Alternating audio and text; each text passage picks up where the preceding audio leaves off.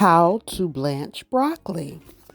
Cut your fresh broccoli into bite-sized florets. Bring a large pot of water to a boil. Add a generous pinch of salt. It helps season the broccoli and keeps that vibrant green color intact. Once the water is boiling, drop in your broccoli florets.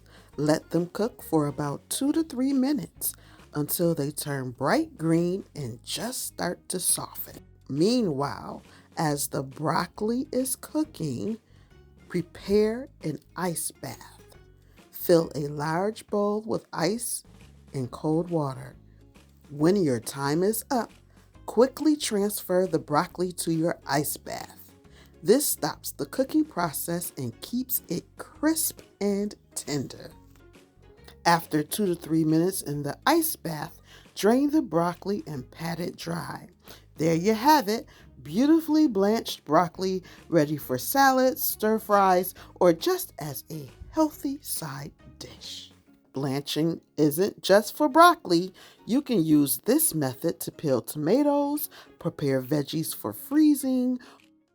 It's a versatile skill every cook should know.